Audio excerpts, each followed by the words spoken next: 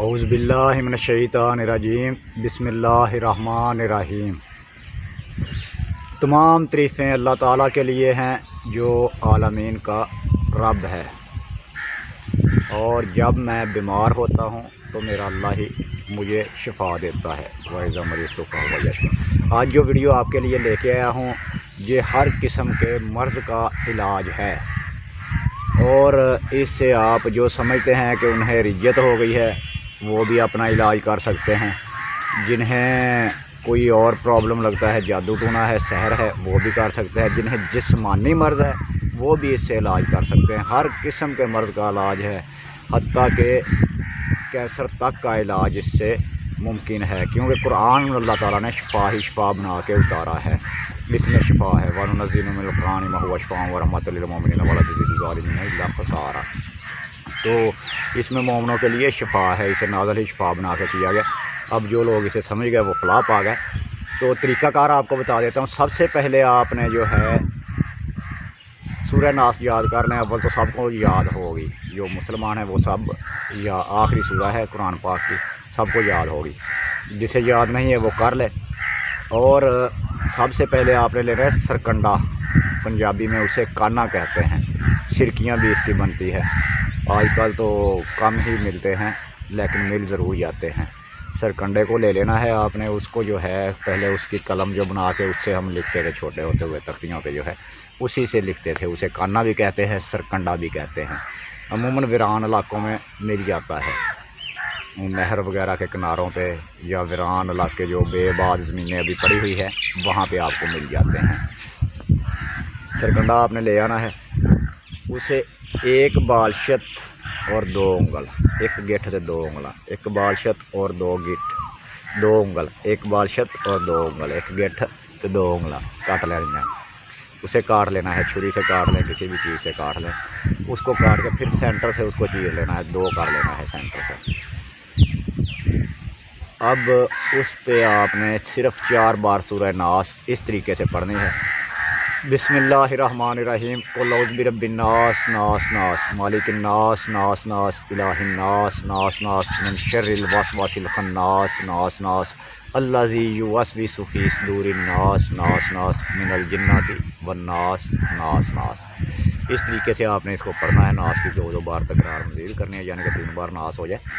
تو 4 بار پڑھ کے یہ 1 بار ہوا، اس طرح آپ نے 4 بار پڑھنا ہے، اور ہر بار پڑھنے کے مریض کو بھی دم کرنا ہے، اس کھانے کو بھی دم کرنا ہے، اور اس کو مریض کے سرانے رکھ دینا ہے۔ اگر مریض دور ہو تو پھر آپ نے جو ہے اس کو خود ہی جو ہے پڑھ کے سائڈ پہ کہیں رکھ دینا ہے، تصور مریض کا رکھنا ہے، اور تصور میں ہی اس کو بھی دم کرنا ہے اور کھانے کو بھی، ان دونوں کو آپ نے سائڈ پہ رکھ لینا ہے۔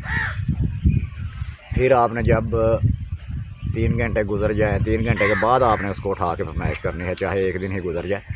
ایک بالشت اور 2 انگل دوبارہ اس کی فرمائش کرنی ہے۔ جب بڑھ جاتا ہے 2 انگل مزید، یہ بڑھتا ہے کم نہیں ہوتا، 2 انگل بڑھ جائے گا یا 1 انگل بڑھ جائے گا، جتنا بڑھ گیا ہے آپ نے ایسے فرمائش کرنی ہے۔ پھر اس کو جو اضافی ہے کاٹ دینا ہے، اور پھر پڑھ کے ایسے ہی کرنا ہے۔ جب فرمائش پڑھنا بند ہو جائے مرض رک جائے گا، مالک کی خیر ہو جائے گی۔ اگر پہلی بار میں ہی جو ہے فرمائش اس کی نہ بڑھے تو سمجھیں کہ مریض کے لیے جو ہے کوئی مرض جو ہے دیر پا ہے، جلد آرام نہیں آئے گا، یا مالک کی اس میں حکمت ہے تو وہ اپنا علاج جو ہے میڈیسن سے بھی کرائے، روحانی بھی، اور استغفار کرے اللہ تعالیٰ سے۔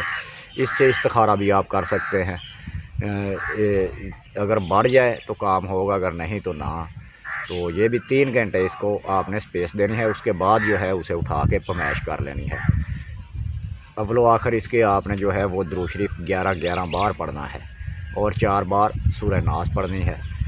ہر بار اس پہ دم کرنا ہے کانے پہ، اور اپنا تصور جو ہے مریض کا وہ رکھنا ہے، جو بھی مرض ہے اس کا تصور رکھنا ہے۔ اللہ کے فضل سے مریض کے مرض بھی دور ہوں گے، انہیں شفا بھی ملے گی۔ جب یہ بڑھتا رہے روز اسے کاٹتے جائیں، مالک کی کرم نوازی ہو جائے گی، خیر ہو جائے گی۔